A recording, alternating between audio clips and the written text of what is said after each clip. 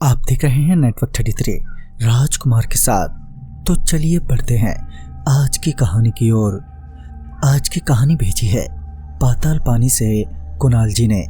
कुणाल जी बताते हैं कि ये तब की बात है जब उनका पुराना फ़ोन बहुत पुराना हो चला था और अब वो बहुत ही ज़्यादा हैंग होने लगा था और स्टोरेज इशू तो था ही, जिसके चलते मैंने मम्मी को मस्का लगाते हुए नए फ़ोन दिलाने की बात करी, मगर मम्मी मानी नहीं। मगर मैं भी ऐसे मानने वाला नहीं था। पहले तो मैंने दिन भर कुछ भी नहीं खाया, मगर शाम होने के बाद भी भूखे रहने का कोई फर्क नहीं पड़ा। तो मैं समझ गया कि मेरी दाल इतनी आसानी से नहीं गलने वाली। लिहाजन मैंने दूसरा पैंतरा आजमाने की ठानी और मैं उसी वक्त एक चादर ओढ़े अपना फ़ोन लेकर रेलवे स्टेशन पहुंच गया।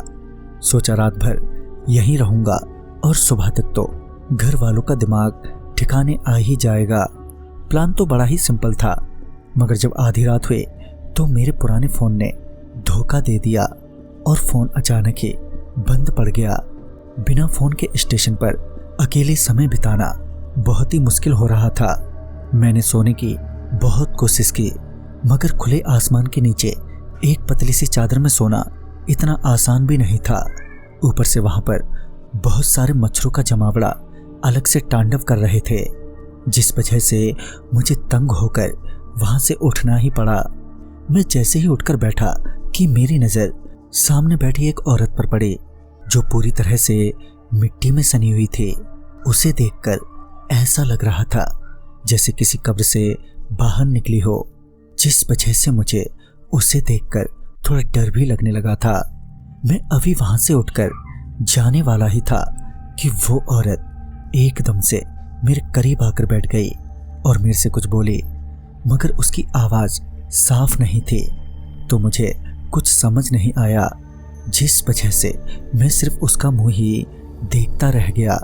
तो वही लगातार मुझसे कुछ बोले जा रही थी, मगर मुझे उसकी बातों में सिर्फ एक ही शब्द समझ में आ रहा था, होना। यही शब्द बार बार मेरे समझ आ रहा था। मुझे पहले से ही वो औरत कुछ ठीक नहीं लग रही थी। ऊपर से वो जिस तरह से मेरे करीब आकर बोले जा रही थी, उससे मुझे और भी डर लगने लगा था।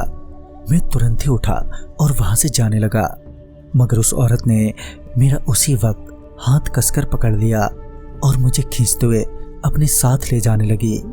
उस औरत को ऐसा करता देख मैं जोर से चीखा, मगर मेरी चीख सिर्फ एक बार ही निकली। उसके बाद मेरी आवाज़ पूरी तरह से बैठ गई।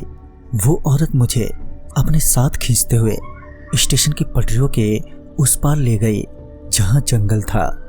जंगल में वह मुझे ऐसी जगह ले गई जहाँ एक बड़ा सा गड्ढा था और उसमें बहुत सारे आदमियों के कंकाल पड़े थे। उसने मुझे उसी गड्ढे में ढकेल दिया और मेरे ऊपर कूद कर बैठ गई और कूदते ही मेरी गर्दन में अपने दांत गड़ा दिए। उसके दांत गड़ाते ही मुझे मेरी हड्डियों में एक अजीब सी हलचल महसूस होने लगी, मानो वो मेरी हड्डियों को चूस कर खाली कर रही हो। देखते ही देखते मेरी आंखों के आगे अंधेरा छाने लगा। इससे पहले मेरी आंखें बंद होती कि कुछ लोग वहां पर ना जाने कैसे आ पहुंचे। उनके आते ही वो चुड़ैल चीखती हुई हवा में गायब हो गई। उन लोगों ने मुझे तुरंत उस गड्ढे से निकाला और गांव के बड़े ही पुराने हकीम के पास ले गए, जहां उन्होंने मेरे पूरे शरीर पर किसी तरह का लेप लगा दिया।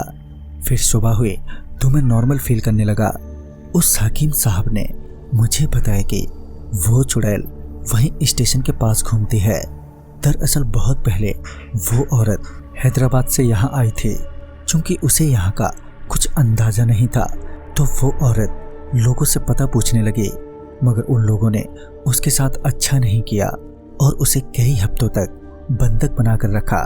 फिर जब उसकी मौत हुई तो उसे स्टेशन के जंगल में गाड़ दिया। तब से उसकी आत्मा ऐसे ही उस जंगल से बाहर निकलकर लोगों को मार डालती है। दोस्तों, वो तो मेरी चीख सुनकर कुछ शहरी लोग मुझे बचाने आ गए, वरना मेरा भी वही हाल होता जो दूसरे लोगों का हुआ था। तो दोस्तों, इस कहानी में बस इतना ही। कहानी आपको पसंद आई हो तो लाइक शेयर करें। तब तक के लिए बाय and take care.